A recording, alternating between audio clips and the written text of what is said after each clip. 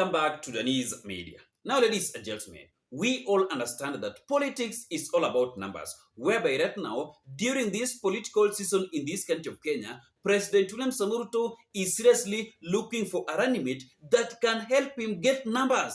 And before we proceed, allow me to ask you people this simple question. Between Oburu Odinga from Nyanza region and Kindiki from Mount Kenya region, whom do you think that can help William Samoei Ruto get numbers ahead of 2027 general election? Because as we speak right now, Professor Kithure Kindiki within the Mount Kenya region have declared a serious war with Oburu Odinga that have been admiring his seat ahead of their negotiation within the broad-based government. Kindiki amesema that hata kubali kiti yake iende. Amekataa katakata.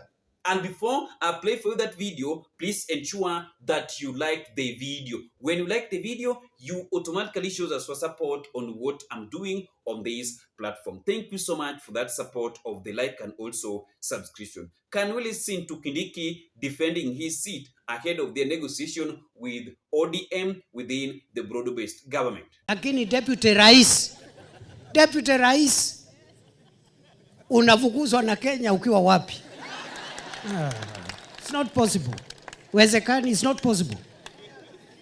Ati mimi Kenya nzima ingangane mpaka ni It's not possible. It's not possible. It's impossible kabisa. So ikikuja wakati huu sisi ODM hatutakuwa na candidate wetu ni President William Ruto.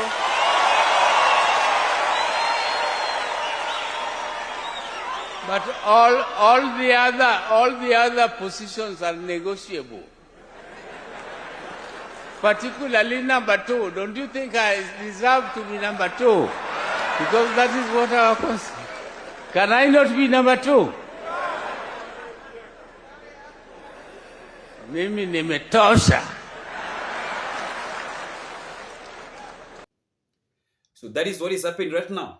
Kindiki amekataa maneno ya kiti yake. Amesema that kiti yake is non-negotiable. The way William Samoei Ruto's seat is non-negotiable, hata yake pia ameshaamua hivyo. So whom do you think? And Ruto should also think twice. Hey, because I don't think if Ruto can left Kindiki, awache Kindiki ati aende anganganie 1.5 million votes from Nyanza region, inyata hata pata, which is true. Right now, the votes from Nyanza region are scattered. They are not in one place the way they used to be. Kama baba Raila Amolo Odinga ndio wako pigia kura. If you measure the votes, when you walipigia baba, the vote that come from Mount Kenya region, when you walipigia Azimio, na votes zenye zilitoka Nyanza, yenye walipigia baba, if you compare them, Mount Kenya walifanya vizuri. They did a good thing. They voted for Raila Amolo Odinga. Wajaluo hawakupigia baba kura, tuseme tu kweli. So hapa, I don't think if Oburu Odinga will be the running mate of William Samoei Ruto. That one is possible, is impossible. Ruto anatafuta kura. And you know very that Mount Kenya have 4 million votes, 4 to 5. Ukienda Nyanza region, ama ukienda those strongholds the ODM saizi ziko scattered. Wengine washaenda kwa Linda Mwananchi, wengine Njuvado. People are ditching ODM for Linda Mwananchi, for DCP, for Wiper, for Jubilee, but not for ODM and UDA. So it is not going to be very easier for William Samoei Ruto to get the votes that Baba used to get in the stronghold of ODM party. Haitakuwa rahisi. Tonight, a quiet power shift may be unfolding at the heart of government, making Deputy President Professor Kithure Kindiki appear under siege. Confidential documents obtained by KTN reveal a process that has placed Prime Cabinet Secretary Musalia Mudavadi at the center of intergovernmental relations, a role previously associated with Kindiki's office, just months before the country enters another intense political cycle. Our reporter, Grace Nganga, traces the documents and the politics behind the decision. Soon after leaving office, former Deputy President Rigathi Gachagua repeatedly warned that the ones who began his impeachment would eventually turn their attention to his successor, arguing that the ultimate target was not the individual occupying the seat, but to weaken the office of the Deputy President itself. The way the people around William Ruto are treating me as Deputy President, being very disrespectful, abusing me, calling me all manner of names, that has started being done to him.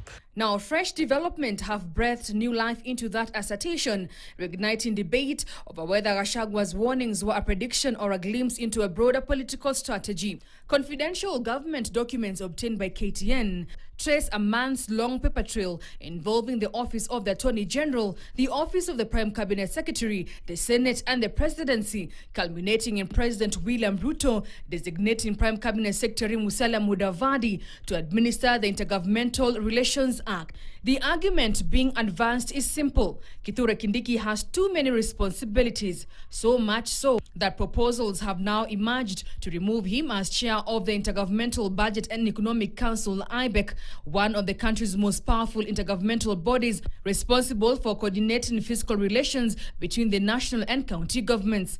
But that explanation has done little to silence the political whispers. For a man who has for months remained a constant presence at Kenya Kwanza rallies, tirelessly leading the two-term chorus for President William Ruto, many are asking, how can chairing a council that convenes periodically suddenly become an overwhelming responsibility? KTN has also established that since January, Kindiki has not chaired the Intergovernmental Coordination Committee, where on April, he invited stakeholders to a scheduled meeting, only for the invitation to be withdrawn without an explanation. The sequence of events dates back in January this year, when the Attorney General prepared draft regulations to operationalize the Intergovernmental Relations Act. But when the regulations reached the Senate, lawmakers raised a constitutional question. Well, Executive Order Number 1 of 2025 assigned the Deputy President responsibility for coordinating intergovernmental relations. Article 147(4) of the Constitution bars the Deputy President from exercising functions reserved for a Cabinet Secretary under the Act. The Senate advised that President William Ruto invoke Article 132(3)(c) of the Constitution to designate a Cabinet Secretary to administer the law. Prime Cabinet Secretary Musalia Mudavadi subsequently sought that designation, writing head of Public Service Felix Koskei, asking him to utilize Article 132 of the Constitution and appoint him as the Cabinet Secretary in charge of intergovernmental relations. On June 8th, Chief of Staff and Head of Public Service Koskei communicated the President's decision, formally designating the mandate to Mudavadi, with Kindiki not copied in the correspondence. Weeks later, Mudavadi informed the Council of Governors that his office had received the designation and directed the State Department for Devolution to take the necessary steps to implement the directive. In another intriguing twist, on the same day, the Parliamentary Affairs PS wrote to her counterpart, Mr. Mikal Enasol, PS for Devolution, asking the office to issue a gazette notice declaring that Mudavadi was now in charge of the intergovernment relations docket. Hii serikali ya William Ruto ambaye fireman ako namba 2, ati tuondoke, ati tungoje serikali ingine. The emergence comes at a politically sensitive moment less than a year before the next general election, with succession politics within the Kenya Kwanza administration gathering pace. Some leaders allied to President William Ruto have publicly argued that the president should broaden his political support beyond the Mount Kenya region ahead of the 2027 polls, with suggestions that his running mate could come from another part of the country. We have to go for a lower position. It must not be lower than number 2. Nobody ataweza kuzima ndoto ya jimbo la Pwani. Haiwezekani. Ama namna gani? Ni nini ambao wao wanacho sisi hatuna? It would be foolish for me to again go back to Homabay. I can only go up. Former Deputy President Rigathi Gachagua has also recently claimed that individuals around President Ruto have shifted their focus to Kindiki. Wewe mtu ya soprano hapana tumiwa na Kasongo vibaya. Nimepata habari vile walikuwa wananikosea heshima hao wa Kalenjin. Wameanza kumtesa huyo Kindiki hapo. kumkosea heshima. Saa hii they don't see him like anybody. And I've sent word to him. Nimetuma mtu rafiki yake nimemwambia be careful. This is not the first time Kindiki seems to be a target. As he settled into office after Gachagwa's ouster, President William Ruto increasingly assigned Mudavadi a more visible role in coordinating government business both locally and internationally. While the office of the Prime Cabinet Secretary has a coordinated mandate, the growing prominence of the office sparks political debate over how executive responsibilities have been shared. In the months that followed, Kindiki maintained a low political profile, focusing largely on government programs and development tours, even as speculation over the haitakuwa rahisi. It is true that Kindiki's seat is not safe as we speak right now because many people are admiring it.